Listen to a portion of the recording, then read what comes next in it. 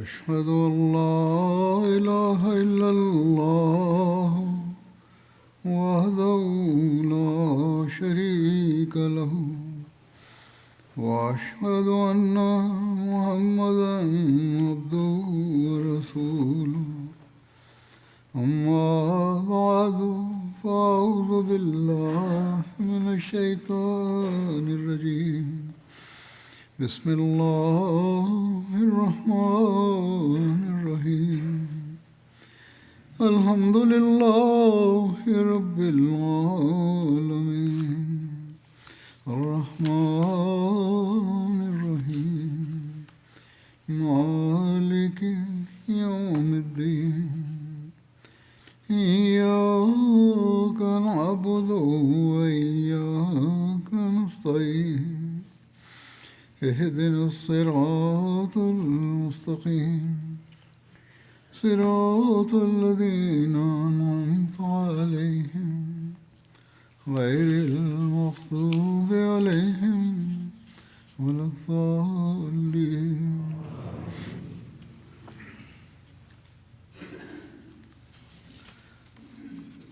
తబూకు యుద్ధం గురించి చెప్పబడుతుంది.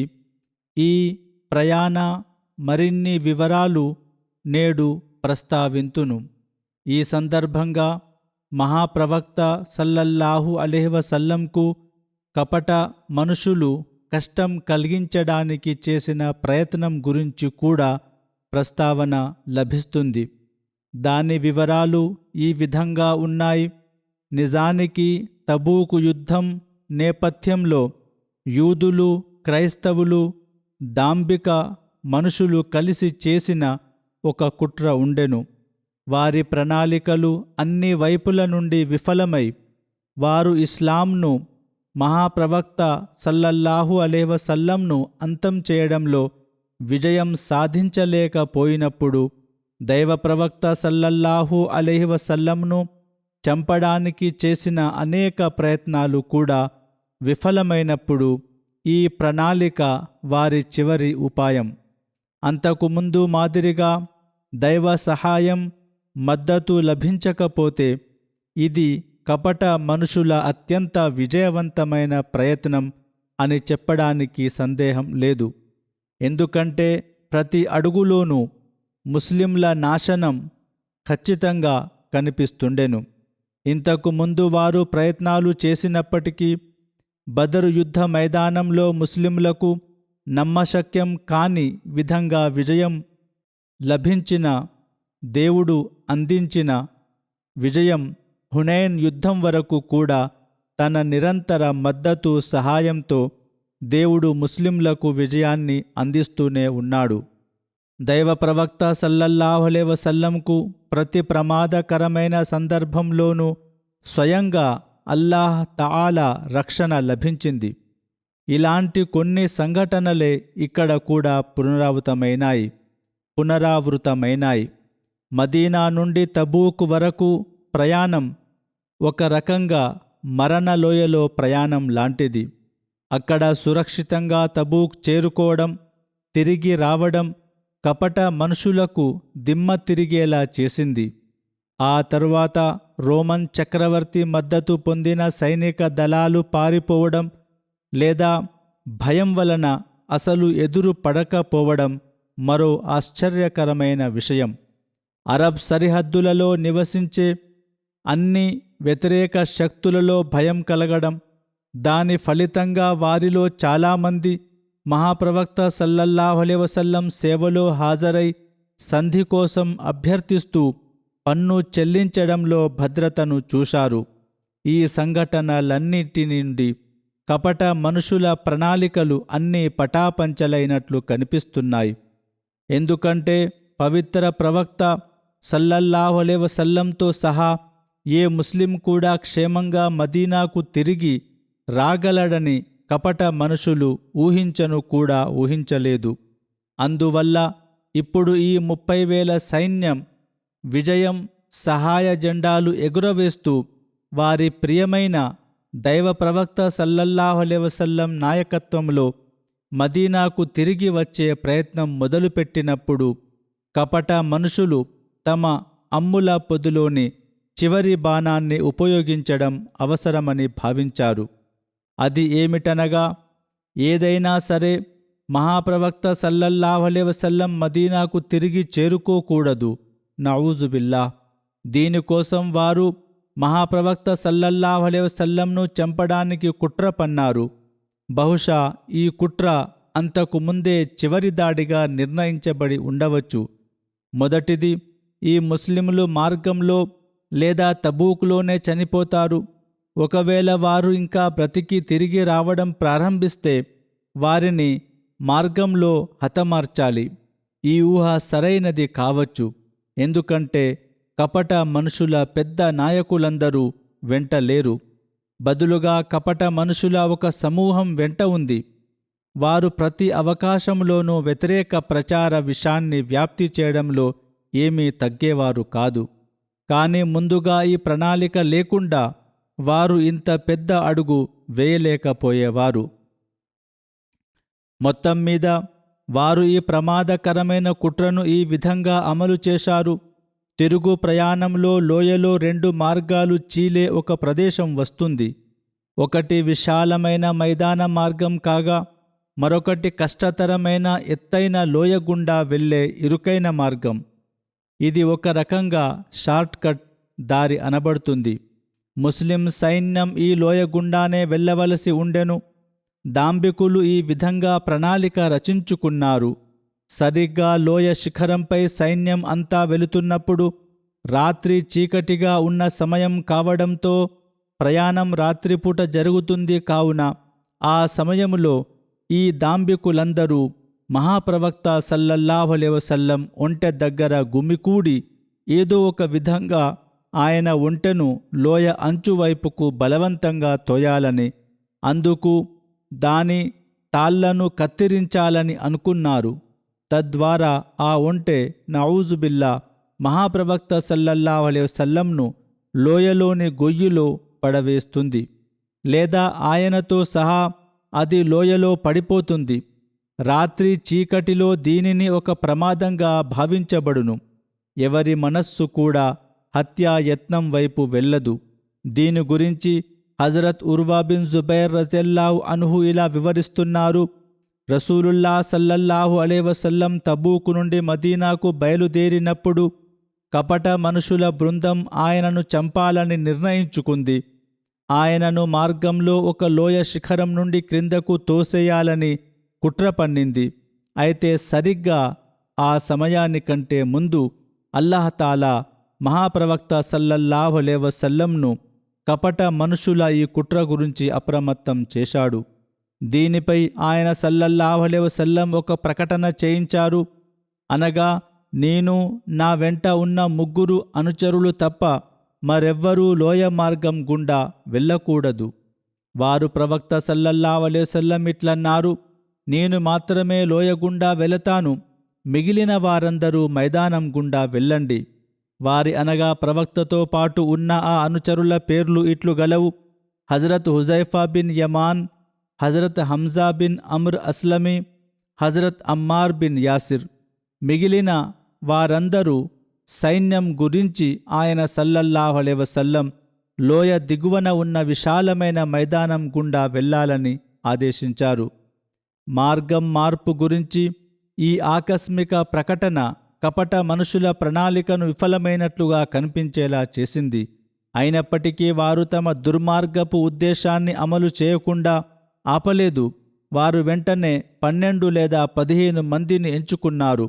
వారు తమ ముఖాలను గుడ్డతో కప్పుకొని త్వరగా లోయవైపు వెళ్ళి ముందుగా నిర్ణయించిన ప్రణాళిక ప్రకారం అకస్మాత్తుగా ఒంటెను పరుగెత్తించి భయపెట్టి దారి మళ్లించాలని నిర్ణయించుకున్నారు. తద్వారా వారు ఆశించిన ప్రమాదం జరగాలి. నఊజుబిల్లా, వారు అలాగే చేశారని తెలుస్తుంది. సరిగ్గా వారు లోయపై నడుస్తున్నప్పుడు వారికి ప్రజల అడుగుల చప్పుడు వినిపించింది. వారు సల్లల్లాహు అలైహి వసల్లం వారి దగ్గరికి వచ్చారు. ఆ కపటులు ఒంటెలను భయపెట్టారు. దీని కారణంగా కొంత సామాను కూడా క్రింద పడిపోయింది.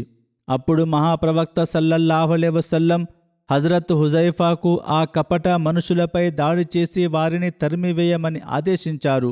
హజరత్ హుజైఫా కర్రతో వారి సవారీలను కొట్టడం ప్రారంభించి, ఓ అల్లాహ్ శత్రువులారా, ఒకవైపు తప్పుకోండని అన్నారు. ఆ సవారీలను కొట్టడం మొదలుపెట్టారు. ఒకవైపు తప్పుకోండి అని అన్నారు. తాము వేసిన కుట్ర గురించి పవిత్ర ప్రవక్త సల్లల్లాహు అలైహి వసల్లంకు తెలిసిపోయిందని ఆ కపట మనుషులు గ్రహించి తాము గుర్తించబడకూడదని కోరుకున్నారు. కాబట్టి వారు త్వరగా లోయ నుండి కిందకు దిగి సైన్యంలో కలిసిపోయారు. హజరత్ హుజైఫా రజల్లాహు అన్హు మహాప్రవక్త సల్లల్లాహు అలైహి వసల్లం వద్దకు వచ్చారు. ఆయన సల్లల్లాహు అలైహి వసల్లం ఇట్లన్నారు, హుజైఫా, నా ఒంటె భయపడింది, నువ్వు దానిని వెనుక నుండి కొట్టు. అమ్మార్, నువ్వు దానిని ముందు నుండి నడిపించు. తద్వారా దారి మళ్ళిన ఆ ఒంటె మళ్ళీ సరైన మార్గంలోకి వస్తుంది.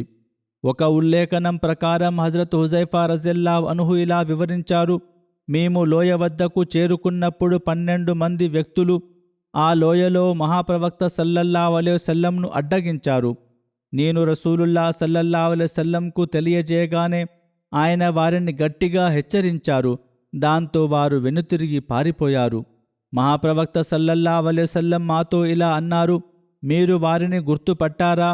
మేము వినయంగా ఇలా మనవి చేశాము, ఓ అల్లాహ్ సందేశహరుడా సల్లల్లాహు అలైహి వసల్లం, వారు ముసుగులు ధరించి ఉండటం, చీకటిగా ఉండటం వలన మేము వారిని గుర్తించలేకపోయాం. కానీ వారి సవారీలను మాత్రం గుర్తించాము. అరబ్బులకు తమ సవారీలపై అవగాహన ఉండేది. ఆయన సల్లల్లాహు అలైహి వసల్లం ఇట్లన్నారు, ఈ వ్యక్తులు తీర్పు దినం వరకు కపట మనుషులుగానే ఉండిపోతారు. వారి ఉద్దేశం మీకు తెలుసా అని ఆయన సల్లల్లాహు అలైహి వసల్లం తోటి అనుచరులను ప్రశ్నించారు. మేము ఇలా మనవి చేశాము, లేదు, మాకు తెలియదు. మహాప్రవక్త సల్లల్లాహు అలైహి వసల్లం ఇట్లన్నారు, వారు లోయలో అల్లాహ్ ప్రవక్తను ఢీకొట్టి అక్కడ పడగొట్టాలని భావించారు. మేము వినయంగా ఇట్లడిగాము, ఓ అల్లాహ్ ప్రవక్త సల్లల్లాహు అలైహి వసల్లం, మీరు వారి తెగలకు సందేశం పంపి ప్రతి తెగ వారి అనుచరుడి తలను మీ వద్దకు పంపమని చెప్పరా? వారికి శిక్ష విధించాలి, వారిని చంపవలెను. ఆయన సల్లల్లాహు అలైహి వసల్లం ఇట్లు బదులిచ్చారు, లేదు, ముహమ్మద్ సల్లల్లాహు అలైహి వసల్లం తన ప్రజలలోని వారిని చంపుతున్నారని అరబ్బులు తమలో తాము చెప్పుకోవాలని నేను కోరుకోవడం లేదు. కొన్ని ఉల్లేఖనాల ప్రకారం మహాప్రవక్త సల్లల్లాహు అలైహి వసల్లం తన ఒంటెపై ఉండగానే ఆయనకు దివ్యవాణి అందింది. హజరత్ హుజైఫా రజల్లాహు అన్హు దగ్గరలోనే నిలబడి ఉన్నారు. దైవ ప్రవక్త సల్లల్లాహు అలైహి వసల్లం ఎవరు అక్కడ అని పిలిచారు. ఆయన నేను హుజైఫాను అని మనవి చేశారు. మహాప్రవక్త సల్లల్లాహు అలైహి వసల్లం ఇట్లన్నారు, నేను నీతో ఒక రహస్యాన్ని చెప్పబోతున్నాను, దానిని ఎవ్వరికీ చెప్పవద్దు. ఆ తరువాత ఆ దాడి చేసిన వారిలో ప్రతి ఒక్కరి పేరును ఆయన సల్లల్లాహు అలైహి వసల్లం పేరు పేరున నాకు చెప్పారు. వారి అంత్యక్రియల ప్రార్థన చేయడానికి నాకు నిషేధం విధించబడింది. వీరు కపట మనుషులు అని కూడా చెప్పారు.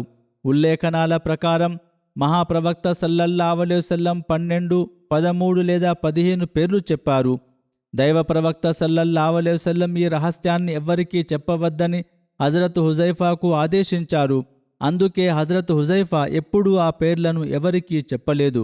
హజరత్ ఉమర్ రజల్లాహు అన్హు ఖిలాఫత్ పాలనలో ఈ సంఘటనకు హుజైఫా సాక్షి అని ఆయనకు పేర్లు తెలుసని తెలుసుకున్నప్పుడు హజరత్ ఉమర్ రజల్లాహు తాలా అన్హు ఒక విధానాన్ని అనుసరించారు.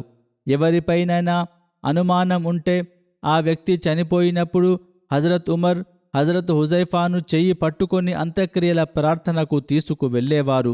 ఆ దాడిలో పాల్గొన్న వారిలో ఎవరైనా చనిపోయి హజరత్ ఉమర్కు అనుమానం వస్తే ఆయన హజరత్ హుజైఫాను చెయ్యి పట్టుకొని అంత్యక్రియల ప్రార్థనకు తీసుకెళ్లేవారు. హజరత్ హుజైఫా వెళ్ళడానికి నిరాకరిస్తే వారు ఆ వ్యక్తి అని హజరత్ ఉమర్ రజల్లాహు అన్హు అర్థం చేసుకునేవారు. ఆయన కూడా ఆ అంత్యక్రియల ప్రార్థనకు వెళ్ళేవారు కాదు. సహీ ముస్లింలో ఒక ఉల్లేఖనం ప్రకారం ఆ కుట్రదారులు 14 లేదా 15 మంది. అయితే దీనితో పాటు ఈ వివరణ కూడా ఉంది, ఆ కుట్రలో పాల్గొన్న కపట మనుషులు 12 మంది. మిగిలిన 3 అనుచరులు ఆ సమయంలో లోయ పైకి ఎక్కారు, కానీ మైదాన మార్గాన్ని ఎంచుకోవాలనే ప్రకటనను వారు వినలేదు. అందుకే ఈ ముగ్గురు వ్యక్తులు మినహాయింపు పొందారు. ఏదేమైనప్పటికీ ఉదయం కాగానే ఔస్ తెగ నాయకుడు హజరత్ ఉసైద్ బిన్ హుజైర్ రజియల్లాహు అన్హు మహాప్రవక్త సల్లల్లాహు అలైహి వసల్లం వద్దకు వచ్చారు. గత రాత్రి కొంతమంది కపట మనుషులు లోయలో తనను వెంబడించాలని, రాత్రి చీకటిలో ఒంటె జీను తాళ్లను కత్తిరించాలని, అది వేగంగా పరుగెత్తేలా పదునైన వస్తువుతో పొడవాలని అనుకున్నారని, తద్వారా ఆ ఒంటె తనను కింద పడేయాలని అనుకున్నారని మహాప్రవక్త సల్లల్లాహు అలైహి వసల్లం అతనికి చెప్పారు. దానికి హజరత్ ఉసైద్ రజియల్లాహు అన్హు ఇలా మనవి చేశారు: ఓ అల్లాహ్ ప్రవక్త సల్లల్లాహు అలైహి వసల్లం, ఈ కుట్రలో పాల్గొన్న వ్యక్తిని చంపమని ప్రతి తెగకు ఆజ్ఞాపించండి. ఉద్రేకంతో ఆయన ఇలా కూడా అన్నారు: యా రసూలల్లాహ్ సల్లల్లాహు అలైహి వసల్లం, అలాంటి వారిని వదిలివేయాలా? వారిని ఎంతకాలం మనం సహించాలి? ఈరోజు ఆ కపట మనుషులు సంఖ్యలో తక్కువగా, అవమానంగా ఉన్నారు. ఇస్లాం స్థిరపడింది.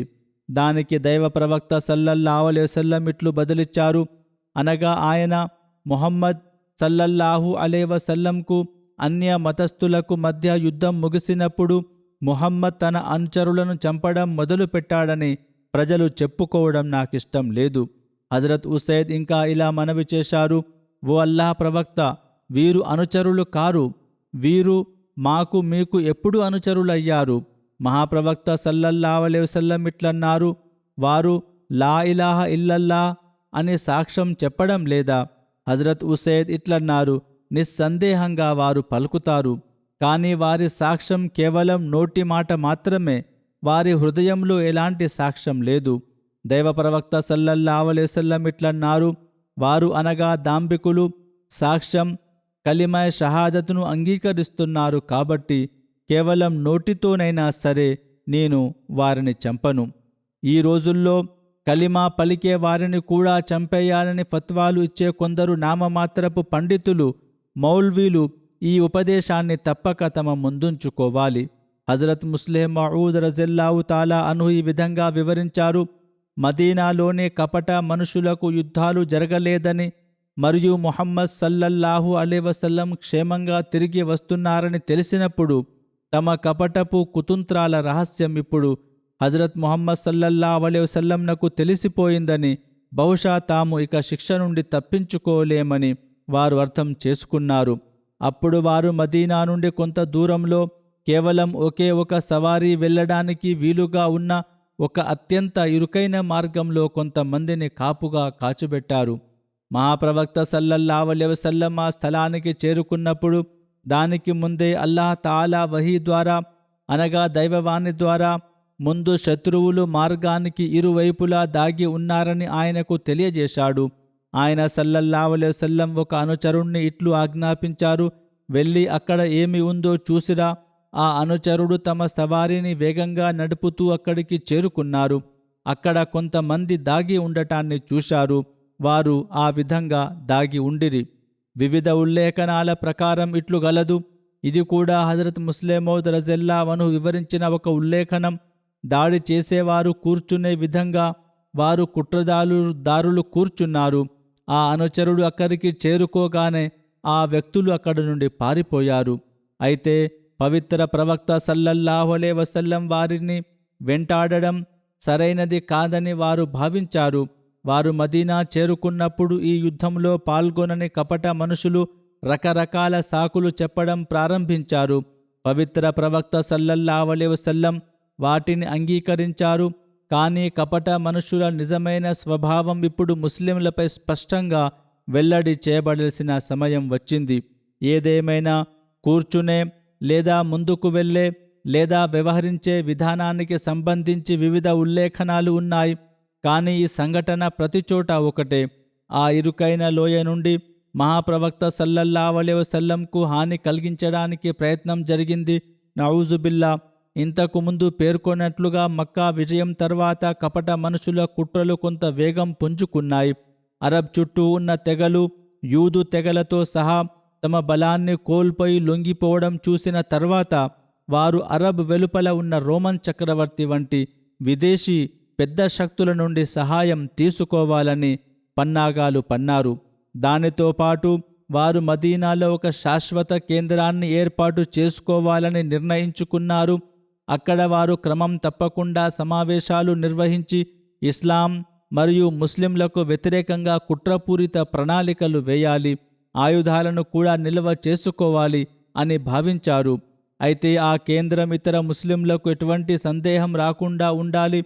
ఈ సందర్భంలో కొంతకాలంగా కనిపించకుండా పోయిన అబూ ఆమిర్ అకస్మాత్తుగా రంగంలోకి వచ్చాడు. కపట మనుషుల తరపున ప్రచారం చేసేవారు అతనిని అబూ ఆమిర్ రాహిబ్ అని పిలవడం ప్రారంభించారు. ఈ కేంద్రం కోసం ఖుబాలో ఒక మసీదు నిర్మించాలని అతను సూచించాడు. అబూ ఆమిర్ గురించి చరిత్రలో మరింత సమాచారం ఇట్లు గలదు. అతను అబూ ఆమిర్ రాహిబ్ పేరుతో ప్రసిద్ధి చెందాడు. ఖజ్రజ్ తెగకు చెందినవాడు.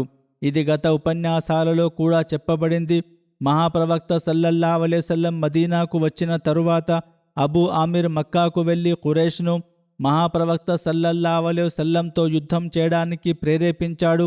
నేను మీకు మద్దతిస్తాను, నా తెగ నా అదుపులో ఉంది. మీరు ముహమ్మద్ సల్లల్లాహు అలైహి వసల్లంతో యుద్ధం చేసినప్పుడు మేము వచ్చి మీతో కలుస్తామని చెప్పాడు. అతను ఉహద్ యుద్ధంలో ఖురైష్తో కలిసి పాల్గొన్నాడు. ఇస్లాం అభివృద్ధిని చూసి అబూ ఆమిర్ తీవ్రంగా కలత చెంది అసూయతో మండిపోయాడు. ఉహద్ మైదానం మధ్యలో అతను గొయ్యలు తవ్వించాడు. వాటిలో ఒక గొయ్యిలో పడి మహాప్రవక్త సల్లల్లాహు అలైహి వసల్లం కూడా తీవ్రంగా గాయపడ్డారు. ఉహద్ యుద్ధం ప్రారంభమైనప్పుడు అబూ ఆమిర్ తన తెగను పిలిచాడు. ఓ తెగ ప్రజలారా, నేను అబూ ఆమిర్ను కానీ వారు అప్పటికే ముస్లింలయ్యారు. వారు అతనికి, ఓ దుర్మార్గుడా, నీకు స్వాగతం పలకలేము అని బదులిచ్చి తిట్టి శపించారు. దానికి అబూ ఆమిర్, నా తరువాత నా తెగ చాలా చెడిపోయింది అని అన్నాడు. ఆ తర్వాత అబూ ఆమిర్ తెగకు చెందిన మహాప్రవక్త సల్లల్లాహు అలైహి వసల్లం పట్ల శత్రుత్వం ఉన్న చాలామంది మక్కా వైపు వెళ్ళిపోయారు. ఈ సంఘటన ఇంతకు ముందు జరిగింది. అబూ ఆమిర్ వెళ్ళినప్పుడు ముస్లింలు కానివారు కూడా అతనితో పాటు వెళ్ళిపోయారు. వారి సంఖ్య సుమారు 50 మంది వరకు ఉంటుంది. అబూ ఆమిర్కు వ్యతిరేకంగా మహాప్రవక్త సల్లల్లాహు అలైహి వసల్లం చేసిన ప్రార్థన కూడా ఉల్లేఖనాలో ప్రస్తావించబడింది. అంటే అతను తన స్వదేశానికి దూరంగా ఒంటరిగా మరణించాలని దైవ ప్రవక్త సల్లల్లాహు అలైహి వసల్లం ప్రార్థించారు. ఒక ఉల్లేఖనం ప్రకారం దైవ ప్రవక్త సల్లల్లాహు అలైహి వసల్లం మదీనా చేరుకున్నప్పుడు అబూ ఆమిర్ ఆయనను కలుసుకుని, ఓ ముహమ్మద్ సల్లల్లాహు అలైహి వసల్లం, నువ్వు దేని గురించి పిలుస్తున్నావు అని అడిగాడు. ప్రవక్త సల్లల్లాహు అలైహి వసల్లం ఇట్లన్నారు, నేను నిన్ను దీనే హనీఫ్ అనగా సత్యమైన ఏకేశ్వరోపాసన ధర్మం వైపు పిలుస్తున్నాను.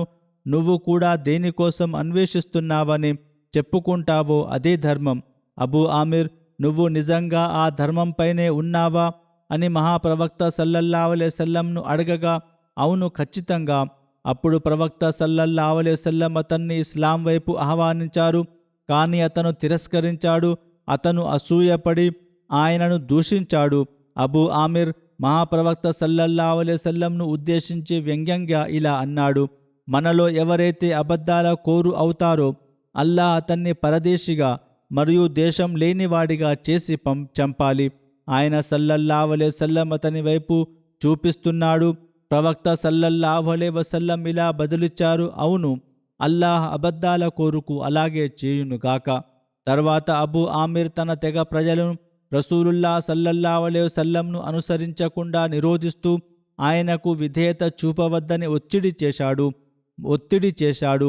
మరోవైపు రసూలుల్లాహ్ సల్లల్లాహు అలైహి వసల్లం గుర్తులు, అద్భుతాలు, మహిమలు రోజురోజుకు వ్యక్తమవుతున్నాయి.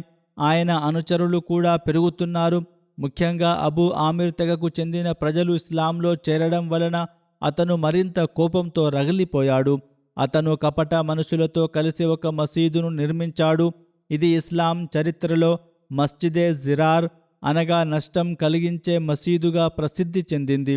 అక్కడ ప్రజలను పోగు చేసి వారితో మాట్లాడి దైవ ప్రవక్త సల్లల్లాహు అలైహి వసల్లంను అనుసరించకుండా ఆపాలని అతని ఉద్దేశం. ఒక ఉల్లేఖనం ప్రకారం అబూ ఆమిర్ తన కుట్రదారులైన అనుచరులతో ఇలా అన్నాడు, మీరు ఒక మసీదును నిర్మించండి, మీ సైనిక స్థావరంగా దాన్ని మార్చి సిద్ధంగా ఉంచండి. నేను రోమన్ చక్రవర్తిని కలిసి ఒక పెద్ద సైన్యాన్ని తీసుకువస్తాను. తద్వారా ముహమ్మద్ సల్లల్లాహు అలైహి వసల్లం ఆయన అనుచరులను మదీనా నుండి తరిమివేయవచ్చు. దీని తర్వాత అబూ ఆమిర్ రోమన్ సామ్రాజ్యం వైపు బయలుదేరి సిరియాలో రోమన్ చక్రవర్తి హెరాక్లేస్ను కలిశాడు. అతను దైవ ప్రవక్త సల్లల్లాహు అలైహి వసల్లం ముస్లింలకు వ్యతిరేకంగా యుద్ధానికి అతన్ని ఒప్పించడానికి ప్రయత్నించాడు. ముస్లింల గురించి, వీరు బలహీనులు, పేదవారు, సంఖ్యలో తక్కువగా ఉన్నారు, వారికి శత్రువులు చాలా ఎక్కువ, మీరు వారికి భయపడాల్సిన అవసరం లేదని చెప్పాడు. ముస్లింలకు వ్యతిరేకంగా చర్య తీసుకోకపోతే అది భవిష్యత్తులో వారి రాజ్యంకు మంచిది కాదని హర్కల్ను ఒప్పించాడు. హర్కల్ను అతన్ని తన వద్ద ఉండనిచ్చాడు. హర్కల్ అతన్ని తన వద్ద ఉండనిచ్చాడు, సహాయం చేస్తానని వాగ్దానం చేశాడు. ఈలోగా అబూ ఆమిర్ తన సహచర దుర్మార్గులైన కుట్రదారులకు శుభవార్త పంపాడు. త్వరలో నేను ఒక పెద్ద సైన్యంతో పవిత్ర మదీనాపై దండెత్తుతాను, కాబట్టి మీరు నా కోసం ఒక ప్రత్యేక స్థావరాన్ని నిర్మించండి. ఈ లక్ష్యాన్ని దృష్టిలో ఉంచుకుని కపట మనుషులు ఖుబాలో ఒక మసీదును నిర్మించారు. దీనిని మస్జిదే జిరార్ అని అంటారు. అయితే ఈ కోరిక కూడా నెరవేరలేదు. చివరికి అబూ ఆమిర్ సిరియాలోనే ఒంటరిగా విదేశంలో మరణించాడు. మహాప్రవక్త సల్లల్లాహు అలైహి వసల్లం గురించి అతను చేసిన ప్రార్థనే ఇప్పుడు అతని పైకి తిరగబడింది. అతను ఎప్పుడు మరణించాడనే దానిపై అభిప్రాయ భేదాలు ఉన్నాయి. కొందరి ప్రకారం అతను హిజ్రీ 9వ సంవత్సరంలో, మరికొందరి ప్రకారం హిజ్రీ 10వ సంవత్సరంలో మరణించాడు. ఏదేమైనా అతను ఒంటరిగానే మరణించాడు. కపట మనుషులు ఆ మసీదు నిర్మాణం పూర్తి చేసిన తర్వాత దైవ ప్రవక్త సల్లల్లాహు అలైహి వసల్లం వద్దకు వచ్చి అందులో నమాజ్ చేయాలని ఆయనను అభ్యర్థించారు. దైవిక జ్ఞానం ఏమిటంటే, ఈ నామమాత్రపు మసీదు ప్రారంభోత్సవం కోసం అభ్యర్థన తీసుకుని వీరు ప్రవక్త సల్లల్లాహు అలైహి వసల్లం వద్దకు వచ్చింది సరిగ్గా ఆయన తబూకు ప్రయాణానికి సిద్ధమవుతున్న సమయంలో వారిలా మనవి చేశారు: ఓ దైవ ప్రవక్త సల్లల్లాహు అలైహి వసల్లం, మేము రోగుల కోసం, అవసరమైన వారి కోసం, వర్షం కురిసే రాత్రి కోసం ఒక మసీదును నిర్మించాం. మీరు దయచేసి వచ్చి మా కోసం అందులో నమాజ్ చేయాలని మేము కోరుకుంటున్నాము. ప్రవక్త సల్లల్లాహు అలైహి వసల్లం ఇలా అన్నారు: నేను ప్రస్తుతం పనులలో నిమగ్నమై ఉన్నాను. నేను ప్రయాణానికి సిద్ధమవుతున్నాను. మేము ప్రయాణం నుండి తిరిగి వచ్చినప్పుడు అక్కడ నమాజ్ చేస్తాము. ఆయన సల్లల్లాహు అలైహి వసల్లం తబూకు యుద్ధం నుండి తిరిగి వచ్చి మదీనాకు 1 గంట దూరంలో ఉన్నది ది అవ్వాన్ అనే స్థలంలో విడిది చేసినప్పుడు కపట మనుషులు నిర్మించిన ఈ మసీదు గురించి పవిత్ర ఖుర్ఆన్లో ఈ సూక్తి అవతరించింది: వల్లజీన ఇత్తఖజూ మస్జిదన్ జిరారం వ కుఫ్రం వ తఫ్రీకం బైనల్ ముమినీన వ ఇర్సాదల్ లిమన్ హారబల్లాహ వ రసూలహు మిన్ కబ్ల్ వల యహ్లిఫున్న ఇన్ అరద్నా ఇల్లల్ హుస్నా వల్లాహు యష్హదు ఇన్నహుం లకాజిబూన్. అనగా, మరియు హాని కలిగించడానికి, అవిశ్వాసాన్ని వ్యాప్తి చేయడానికి, విశ్వాసుల మధ్య చీలిక తీసుకురావడానికి అల్లాహ్తో మరియు ఆయన ప్రవక్తతో సల్లల్లాహు అలైహి వసల్లం ముందు నుంచే యుద్ధం చేస్తున్న వ్యక్తికి, అబూ ఆమిర్కు రహస్య స్థావరాన్ని అందించడానికి ఒక మసీదును నిర్మించిన వారు ఉన్నారు. వారు మేము మంచి తప్ప మరేమీ కోరుకోలేదని తప్పకుండా ప్రమాణాలు చేస్తారు. అయితే వారు ఖచ్చితంగా అబద్ధాల కోరులని అల్లాహ్ సాక్ష్యమిస్తున్నాడు. ఈ దైవవాణి అవతరించిన తర్వాత మహాప్రవక్త సల్లల్లాహు అలైహి వసల్లం హజరత్ మాలిక్ బిన్ దహషం, హజరత్ మాన్ బిన్ అదీలను పిలిచి వారికి మస్జిదే జిరార్ను కూల్చివేయమని ఆదేశించారు. కొన్ని ఉల్లేఖనాల ప్రకారం మహాప్రవక్త సల్లల్లాహు అలైహి వసల్లం ఈ పని కోసం హజరత్ అహ్సన్ బిన్ అదీ, ఆమిర్ బిన్ సకిన్, హజరత్ హంజా రజల్లాహు అన్హులను చంపిన వహషీ, సువైద్ బిన్ అబ్బాస్లను కూడా పంపారు. షరహ్ జర్కానీలో ఇలా వ్రాయబడింది: ప్రవక్త సల్లల్లాహు అలైహి వసల్లం మొదట 2 వ్యక్తులను పంపి తర్వాత వారికి సహాయంగా మరో 4 పంపి ఉండవచ్చు. ఏదేమైనా దైవ ప్రవక్త సల్లల్లాహు అలైహి వసల్లం వారిని మస్జిదే జిరార్ వైపు వెళ్ళి దానిని కూల్చివేసి నిప్పు పెట్టమని ఆదేశించారు. దీంతో వారందరూ త్వరగా బను సాలెం తెగ వద్దకు చేరుకున్నారు. హజరత్ మాలిక్ తన 2 సహచరులతో ఇలా అన్నారు: నేను మీ దగ్గరకు వచ్చే వరకు ఇక్కడ నా కోసం వేచి ఉండండి. ఆయన ఇంటి నుండి ఎండు ఖర్జూరపు కొమ్మలకు నిప్పు అంటించుకొని తీసుకొచ్చారు. తర్వాత వారు మగ్రిబ్ ఇషా నమాజుల మధ్య మస్జిదే జిరార్ వద్దకు చేరుకున్నారు. అక్కడికి వెళ్ళి దానికి నిప్పు పెట్టారు, దానిని నేలమట్టం చేశారు. ఆ సమయంలో ఆ మసీదును నిర్మించిన వారు అక్కడే ఉన్నారు. కానీ నిప్పు అంటుకోగానే వారు అటు ఇటు పారిపోయారు. పవిత్ర ప్రవక్త సల్లల్లాహు అలైహి వసల్లం మదీనాకు తిరిగి వచ్చిన తర్వాత ఆ స్థలాన్ని అహ్సన్ బిన్ అదీకు ఇచ్చే దానిని ఇల్లు కట్టుకోవడానికి ఉపయోగించమని ఆదేశించారు. కానీ అహ్సన్ బిన్ అదీ ఇలా మనవి చేస్తూ వినయంగా తిరస్కరించారు. దాని గురించి అల్లాహ్ తాలా ఏమి అవతరింపజేయాలో అది అవతరింపజేశాడు. ఇది అలాంటి స్థలం, నేను ఇక్కడ ఇల్లు కట్టుకోవాలని అనుకోవడం లేదు, నాకు అవసరం కూడా లేదు. అప్పుడు మహాప్రవక్త సల్లల్లాహు అలైహి వసల్లం దానిని సాబిత్ బిన్ అక్రమ్కు ఇచ్చారు, ఎందుకంటే వారికి ఇల్లు లేకుండెను. పవిత్ర ప్రవక్త సల్లల్లాహు అలైహి వసల్లం ఆ స్థలాన్ని సాబిత్ బిన్ అక్రమ్కు ఇచ్చారు. ఇబ్న్ ఇస్హాక్ మస్జిదే జిరారును నిర్మించిన కపట మనుషుల పేర్లను కూడా పేర్కొన్నారు. వారు సంఖ్యలో 12 మంది ఉండిరి. పవిత్ర ప్రవక్త సల్లల్లాహు అలైహి వసల్లం అపారమైన దయ, ఉదారత, క్షమాగుణానికి ఇది అత్యంత ప్రకాశవంతమైన ఉదాహరణ. అడుగడుగునా కపట మనుషుల నుండి ప్రమాదకరమైన కుట్రలు ఎదురైన వాటిలో శారీరక బాధ, ఇబ్బంది, హత్యాయత్నం వంటి కుట్రలు ఉన్నా ఈ కుట్రదారులు ప్రత్యక్షంగా పట్టుబడిన ఆయన సల్లల్లాహు అలైహి వసల్లం ప్రతిసారి వారిని క్షమించేవారు. రాజ్యానికి, వ్యవస్థకు ప్రమాదం ఉన్న చోట మాత్రమే ఆయన శిక్ష విధించారు. అక్కడ కూడా ఆ ప్రమాదం తొలగిపోయేంత వరకు మాత్రమే చర్యలు తీసుకున్నారు. లేకపోతే తీవ్రమైన శిక్షలు ఇవ్వడానికి అవకాశం ఉన్నప్పటికీ అక్కడ కూడా కఠిన శిక్షలు ఇవ్వలేదు. హజరత్ ముస్లిం మౌద్ రజియల్లాహు అన్హు కపట మనుషుల పాత్ర గురించి వివరిస్తూ ఇలా అన్నారు: దైవ ప్రవక్త సల్లల్లాహు అలైహి వసల్లం కు అల్లాహ్ తాలా సువార్త వాణి ద్వారా ఈ విధంగా ఆదేశించాడు: కపట మనుషులు నమాజ్ సాకుతో గుమికూడడానికి, కపటమైన సలహాలు చేసుకోవడానికి కట్టిన ఖుబాలోని ఆ మసీదును కూల్చివేయాలి. వారు ముస్లింల ఇతర మసీదులలో నమాజ్ చేయాలని వారిని నిర్బంధించాలి. అంత పెద్ద దుర్మార్గం చేసినప్పటికీ వారికి ఎటువంటి శారీరక లేదా ఆర్థిక శిక్ష విధించబడలేదు. ఆయనకు వారి గురించి తెలిసిపోయినప్పటికీ అలా శిక్షించలేదు.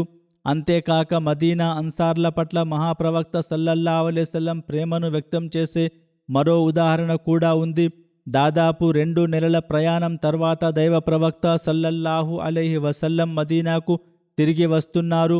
మదీనా, అక్కడి ప్రజల పట్ల ఆయనకున్న ప్రేమ ఈ విధంగా వ్యక్తమైంది. మదీనా పట్టణం కనిపించగానే మహాప్రవక్త సల్లల్లాహు అలైహి వసల్లం ఇలా అన్నారు: హాజిహి తాబతున్ వహాజా ఉహుదున్ జబలున్ యుహిబ్బునా వ నుహిబ్బుహు. ఇది తాబా. మదీనాకు తాబా అనే పేరు కూడా ఉంది, అంటే పరిశుభ్రమైన మరియు మంచి. ఇది ఉహద్, ఇది మమ్మల్ని ప్రేమించేది మరియు మేము దీనిని ప్రేమిస్తాము. అంటే మదీనాలోని ప్రతి ప్రాంతాన్ని మహాప్రవక్త సల్లల్లాహు అలైహి వసల్లం ప్రేమించేవారు. ఉహద్ యుద్ధంలో ఉహద్ పేరు ప్రస్తావించినప్పుడు అనుచరులు తమ రక్తం ద్వారా రాసిన నిష్కపటత్వం, విధేయత గాథలను ఆయన ఎప్పుడూ మర్చిపోలేదు. ఒక కథనం ప్రకారం మహాప్రవక్త సల్లల్లాహు అలైహి వసల్లం ఇలా అన్నారు: నేను త్వరగా మదీనా చేరుకోవాలి, కాబట్టి మీలో ఎవరైతే నాతో త్వరగా వెళ్ళాలనుకుంటారో వారు త్వరగా బయలుదేరండి.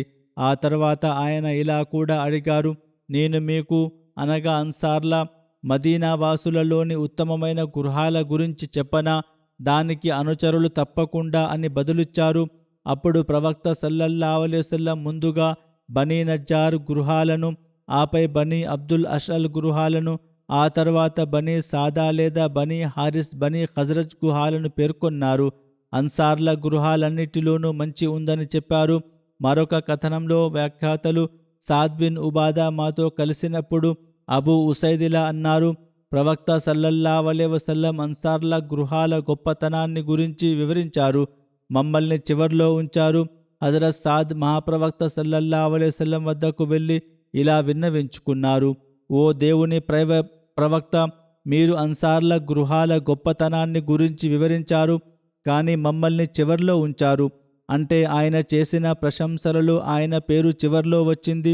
దీనిని కూడా అనుచరులు గమనించేవారు. దానికి వారు ప్రవక్త సల్లల్లాహు అలైహి వసల్లం ఇలా అన్నారు: మీరు ఉత్తమమైన వారిలో ఉన్నారన్నది మీకు సరిపోదా? నేను మీ పేరు తీసుకున్నాను, మిమ్మల్ని ఉత్తమమైన వారిలో చేర్చాను అన్నది మీకు సరిపోవాలి. తబూకు యుద్ధం నుండి వెనుకబడిపోయిన వారిలో ప్రధానంగా 2 పెద్ద సమూహాలు ఉన్నాయని ప్రారంభంలో చెప్పబడింది. ఒకటి కపటుల సమూహం, దీనిపై అల్లాహ్ తన అసంతృప్తిని వ్యక్తం చేశాడు. రెండవ సమూహం నిజమైన విశ్వాసులతో కూడి ఉంది. వీరు తమ విశ్వాసంలో నిష్కపటంగా ఉండేవారు. జిహాదులో పాల్గొనాలని కూడా కోరుకున్నారు. కానీ వారు చాలా పేదవారు కావడం వల్ల ప్రయత్నించినప్పటికీ వారికి ప్రయాణానికి అవసరమైన వనరులు, మార్గాలు లభించలేదు. లేదా ఏదైనా అనారోగ్యం లేదా అశక్తత కారణంగా వారు పాల్గొనలేకపోయారు. అల్లాహ్ ఖురాన్ గ్రంథంలోని అత్తౌబా అధ్యాయంలోని 91, 92వ సూక్తులలో వారి సాకును అంగీకరించాడు. బుఖారీలోని ఒక కథనం ప్రకారం తబూక్ యుద్ధం నుండి తిరిగి వస్తున్నప్పుడు మదీనా సమీపానికి చేరుకోగానే మహాప్రవక్త సల్లల్లాహు అలైహి వసల్లం ఇలా అన్నారు: మదీనాలో కొందరు వ్యక్తులు ఉన్నారు. మీరు ఏ ప్రమాణం చేసినా లేదా ఏ లోయను దాటినా వారు మీతో పాటే ఉన్నారు. దీనికి అనుచరులు ఆశ్చర్యం వ్యక్తం చేస్తూ, ఓ అల్లాహ్ ప్రవక్త, వారు మదీనాలో ఉన్నారు కదా, అంటే మదీనాలో ఉండి వారు మాతో ఎలా ఉండగలరు అని అడిగారు. అప్పుడు మహాప్రవక్త సల్లల్లాహు అలైహి వసల్లం ఇలా బదులిచ్చారు: వారు మదీనాలోనే ఉన్నారు, కానీ అనారోగ్యం లేదా ఏదో ఒక సాకు వారిని యుద్ధంలో పాల్గొనకుండా నిరోధించింది. మరొక కథనంలో ఇట్లు ఉంది: మహాప్రవక్త సల్లల్లాహు అలైహి వసల్లం తబూక్ నుండి తిరిగి వచ్చినప్పుడు అల్లాహ్కు కృతజ్ఞతలు తెలుపుతూ ఇలా అన్నారు: అల్లాహుమ్మ అల్హమ్దులిల్లాహి అలామా రజక్తాని ఫీ సఫరినా హాజా మిన్ అజ్ర్ వ హసనతన్ వ మిన్ బాద షురకాయినా ఫీహి. మన ఈ ప్రయాణంలో అల్లాహ్ మనకు ప్రసాదించిన ప్రతిఫలం, పుణ్యం మరియు మన వెనుక ఉండిపోయిన వారికి కూడా ఇందులో భాగస్వామ్యం కల్పించినందుకు అల్లాహ్కే సర్వస్తోత్రాలు. దీనిపై హజరత్ ఆయిషా రజల్లాహు అన్హు ఇలా విన్నవించారు: ఓ అల్లాహ్ ప్రవక్త, మీరు ప్రయాణంలోని కష్టాలను, ఇబ్బందులను భరించారు, ఆపై ఈ ప్రతిఫలానికి అర్హులయ్యారు. కాని వారు, అనగా వెనుక ఉండిపోయిన వారు, ఈ కష్టాలను భరించకుండా మీతో పాటు ఈ ప్రతిఫలంలో ఎలా భాగస్వాములయ్యారు? ఈ విధంగా భాగస్వాములైన ఆ వ్యక్తులు ఎవరు? దానికి మహాప్రవక్త సల్లల్లాహు అలైహి వసల్లం ఇలా బదులిచ్చారు: మదీనాలో కొందరు వ్యక్తులు ఉన్నారు. మేము ఏ ప్రదేశానికి వెళ్ళినా, ఏ లోయలో దిగినా వారు మాతో పాటే ఉన్నారు.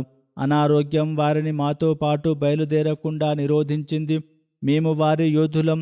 ఇంట్లో కూర్చున్నవారు కూడా మా సహచరులే. నా ప్రాణం ఎవరి చేతిలో ఉందో ఆ అల్లాహ్ సాక్షిగా వారి ప్రార్థనలు శత్రువులపై మా ఆయుధాల కంటే ఎక్కువ ప్రభావం చూపుతాయి. అంటే వారు ఇంట్లో కూర్చుని చేసిన ప్రార్థనలను అల్లాహ్ స్వీకరించాడు. తబూకు యుద్ధం నుండి తిరిగి వచ్చినప్పుడు మదీనా వాసులు ప్రవక్తకు పలికిన అద్భుతమైన స్వాగతం గురించి కూడా ఇక్కడ వివరించబడింది.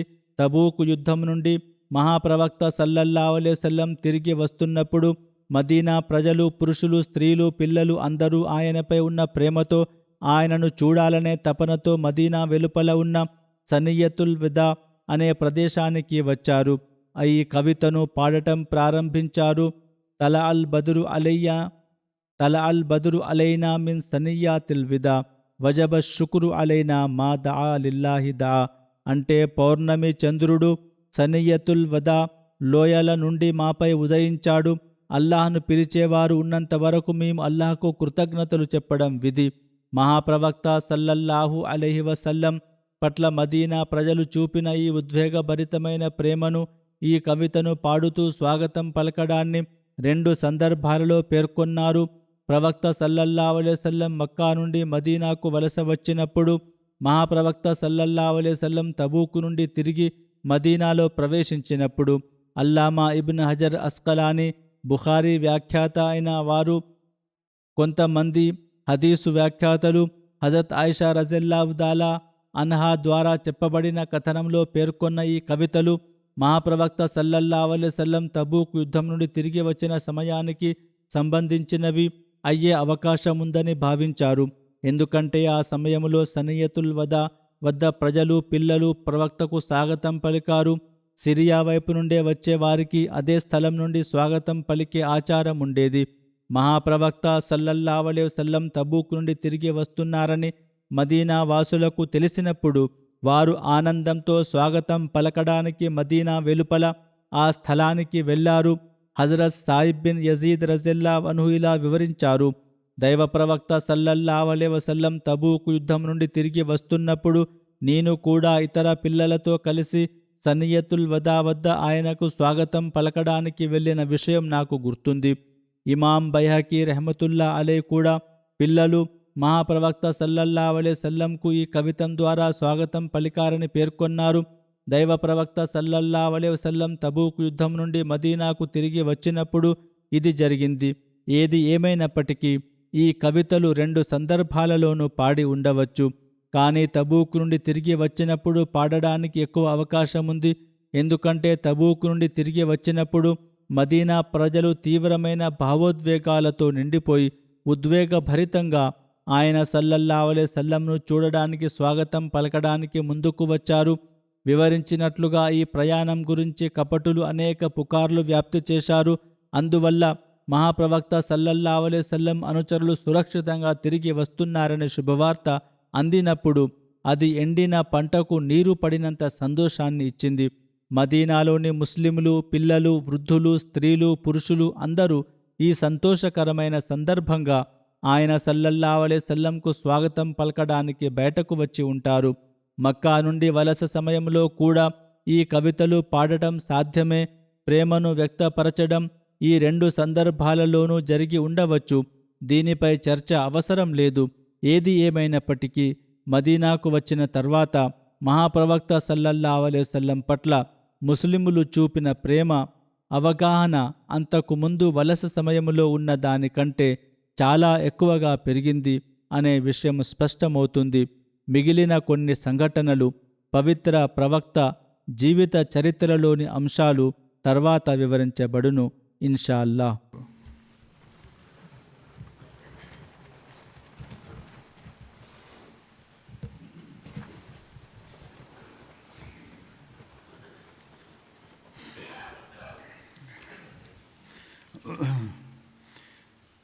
అల్హమ్దులిల్లాహ్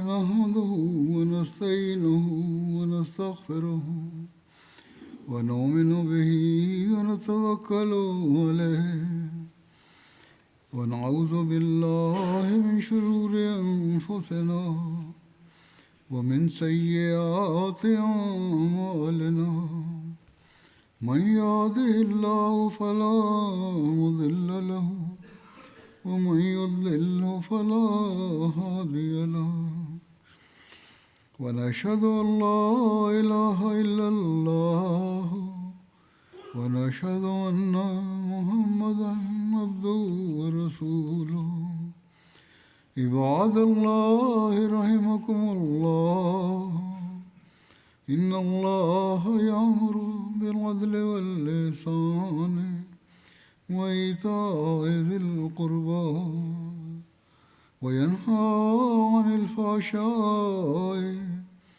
والمنكر والبغي يعظكم لعلكم تذكرون اذكروا الله يذكركم وادعوه يستجب لكم ولذكر الله أكبر.